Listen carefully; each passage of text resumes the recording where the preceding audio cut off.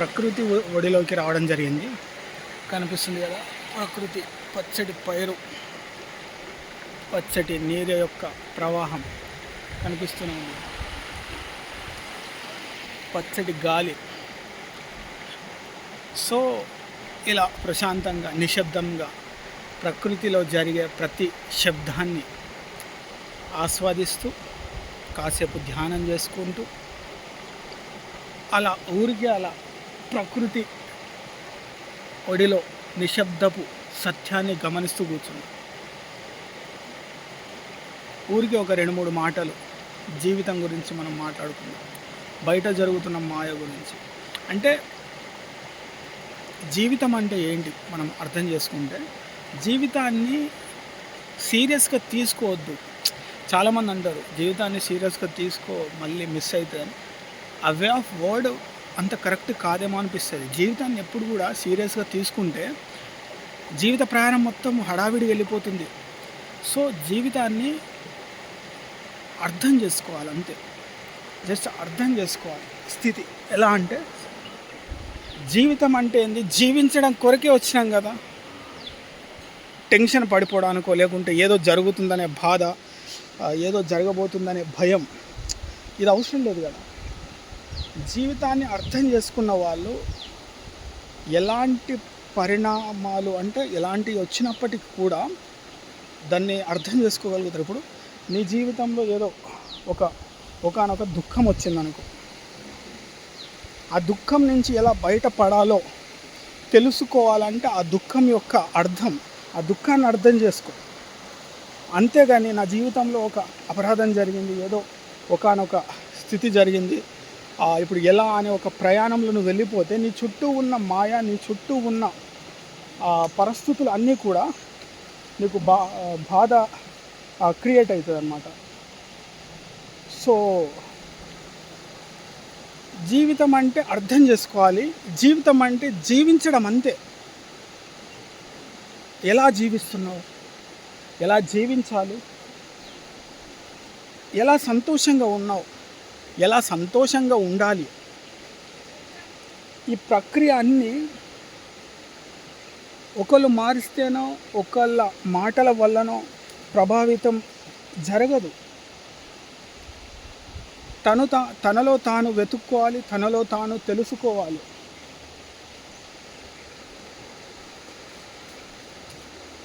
ఎందుకంటున్నా అంటే మనకేం కావాలో మనకే తెలియనప్పుడు మనకి ఇది కావాలని ఎంతమంది చెప్పినా మనకి అర్థం కాదు. అలానే నీ జీవితము ఎలా జీవించాలో నీకు తెలియనప్పుడు పక్క వాళ్ళ జీవితాన్ని చూసి ఇన్స్పైర్ అయ్యి వాళ్ళలాగా అనే ఒక ఆలోచన స్థితి నీలో వస్తుంది. కాబట్టి ప్రశాంతంగా ఈ సృష్టి మనకిచ్చింది, ఇచ్చినప్పుడు ఏం చేయాలి, సంతోషంగా జీవించాలి, జీవితాన్ని ఎంజాయ్ చేయాలి ఒక బాధ్యతతో. ఇలా అద్భుత ప్రకృతిలో ప్రశాంతమైన నీటి యొక్క శబ్దంలో వెతుక్కోవాలి. ఎందుకంటే ఇక్కడ మనుషుల్లో నువ్వు ఉండడం వల్ల నువ్వేంటో నీకు తెలియదు. ఈ మనుషులకు దూరంగా ప్రకృతికి దగ్గరగా సత్యం యొక్క శబ్దంలో నువ్వు జీవిస్తూ ఉంటే నీకు నువ్వు దొరుకుతావు, నీలో నువ్వు వెతకడం మొదలు పెడతావు. సో ఇది తెలుసుకోనంత వరకు మనిషి తన యొక్క స్పృహ లేకుండా జీవిస్తాడు. కాబట్టి జీవితాన్ని జీవించాలంటే జీవితాన్ని అర్థం చేసుకోవాలి. అర్థం చేసుకుంటే తప్ప అర్థం కాని జీవితాలు ఇవి. మళ్ళీ ఇవన్నీ టెంపరీ లైఫ్స్, ప్రస్తుతమైన విషయాలు. కాబట్టి మనం ఆలోచించాల్సిన అవసరము తక్కువే ఉందని నేనంట. ఎందుకంటే శరీరానికి సంబంధించినన్ని ప్రస్తుతమే, ఆత్మకి సంబంధించినన్ని శాశ్వతం. అది ఎలా అంటే, శరీరానికి సంబంధించింది శరీరం పోయిన తర్వాత ఆ ఉనికి నీకు ఉండదు. ఆత్మకి సంబంధించింది ప్రతిదీ కూడా నువ్వు చేసే మంచి కావచ్చు, నువ్వు చెప్పిన కొన్ని మాటలు కావచ్చు, నువ్వు జీవించిన యొక్క ప్రయాణం కావచ్చు, చాలామందికి ఆదర్శం కావచ్చు, ఇలాంటివి ఉంటాయి. సో నీ యొక్క ఆత్మస్థితి సంతోషంగా ఉండాలంటే నీ శరీరాన్ని స్పష్టంగా అర్థం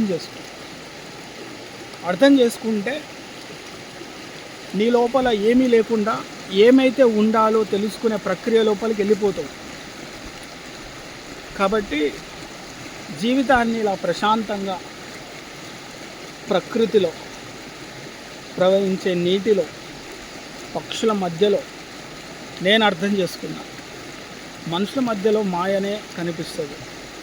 మనుషులకు దూరంగా ప్రకృతి దగ్గరగా వచ్చి నీలో నువ్వు వెతుక్కోవడానికి ప్రయత్నిస్తే ప్రశాంతంగా, ఎందుకంటే ఇది నీ జీవితం కదా.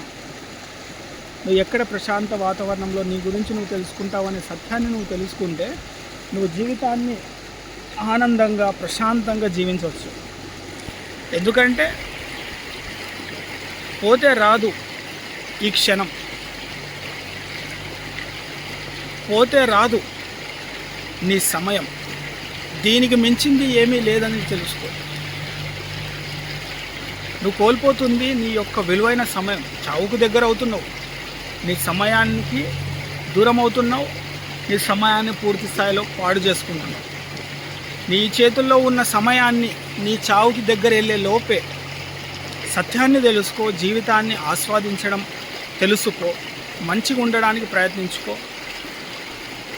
ప్రకృతి మనకి చాలా ఇచ్చింది, బతకడానికి అద్భుతమైన మార్గాన్ని చూపిస్తుంది. కానీ మనిషి అశాశ్వతమైన అన్నిటిని పట్టుకొని శాశ్వత దుఃఖంలోకి వెళ్ళిపోతున్నాడు. సో అశాశ్వతమైన శాశ్వతంగా అనుకోకపోవడమే మొదటి యొక్క సత్యం.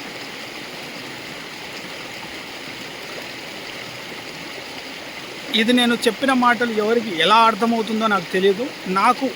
నేను అన్వేషిస్తున్న ప్రతి ప్రక్రియని, ప్రతి అడుగుని, ప్రతి ప్రయాణాన్ని నాలో నేను తెలుసుకుంటున్నా. అట్లనే ఎవరిది వాళ్ళు అది ఎలాగైనా తెలుసుకోవచ్చు. తెలుసుకునేటప్పుడు మారే మార్గం యొక్క ప్రయాణం పూర్తి స్థాయిలో మారిపోతుంది. ఆలోచించుకొని మీలో మీరు సమయాన్ని కేటాయించుకొని మాట్లాడుకోండి.